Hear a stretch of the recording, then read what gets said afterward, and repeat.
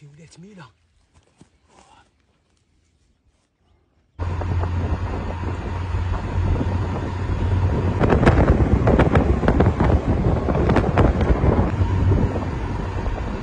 مرحبا بكم، معكم رفيق الجزائري. هذا المرة حطيت الرحال بولاية ميلا.